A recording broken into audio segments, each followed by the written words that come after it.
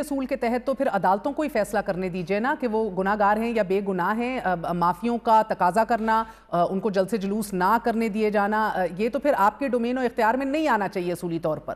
مگر یہ فرما دیجئے گا، خواجہ آصف صاحب ہوں، عرفان صدیقی صاحب ہوں، آپ ہوں، تحریک انصاف سے کسی قسم کے مذاکرات کے حامی نہیں ہیں، مخالفت کر رہے ہیں. وہی خبریں یہ بھی گردش میں احسن صاحب کے میاں صاحب جو ہیں وہ مذاکرات کا ٹاسک رانا ثناء اللہ کو سونپ چکے ہیں، جو اس سلسلے میں بارہا نواز شریف صاحب سے ون آن ون ملاقاتیں بھی کر رہے ہیں. کیا یہ پالیسی شفٹ ہے؟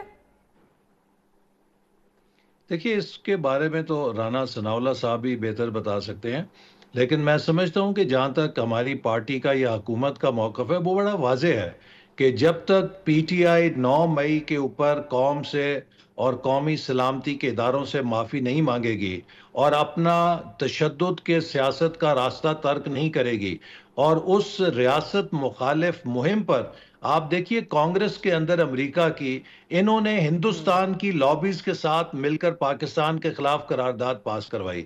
تو کیا اگر ایک ایسی جماعت جو ملک کے اندر دہشت گردی کر رہی ہو، بیرون ملک پاکستان دشمنوں کے ساتھ مل کر پاکستان کے خلاف مہم چلا رہی ہو، اس کے ساتھ مذاکرات کر کے ہم ان کی ان حرکات کو لیجیٹمائز کر سکتے ہیں؟ نہیں. پہلے پی ٹی آئی کو اپنا طرز عمل بدلنا ہوگا، معذرت کرنی ہوگی اس طرز سیاست پہ. ہاں، اگر وہ ایک جمہوری جماعت بن کر وہ ملک کے اندر ایک مثبت کردار ادا کرنے کی طرف مائل ہوں تو پھر ہر جمہوری جماعت سے بات چیت ہو سکتی ہے. سیک آف مور کلیئرٹی، میں تو یہی سمجھنے سے قاصر ہوں نا، ان کی معافی مانگ لینے سے بھی ان کے گناہ تو نہیں دھل جاتے. جو گناہ کیے ہیں 9 مئی کے حوالے سے وہ تو پھر بھی عدالتوں کے اندر اس کا کفارہ ادا کرنا ہوگا. It is a very much matter of law and justice, about rule of law. It is not about معافی تلافی جس کے اوپر ہم اپنے نیشنل ڈائلاگ کو سکڑ کے ادھر لے آئے ہیں. It should not be about this. لیکن یہ فرمائی دیجیے گا، اب نیشنل ڈائلاگ کا ذکر ہو رہا ہے، کیا آپ کی کور کمیٹی اجلاس میں مذاکراتی عمل سے متعلق ڈسکشن ہوئی؟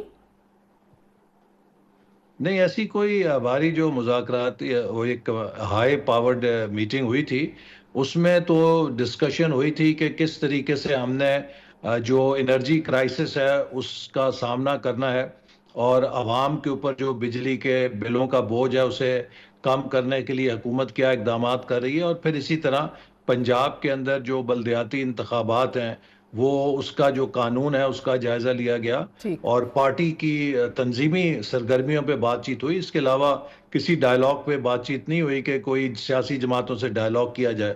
تو میاں صاحب ابھی تک مذاکرات کے حوالے سے ان کا ایسا کوئی کلیئر موقف نہیں ہے، نہ نیشنل ڈائلاگ کے اوپر کوئی بات ہوئی ہے، نہ میاں صاحب کی اس پہ رائے آئی ہے؟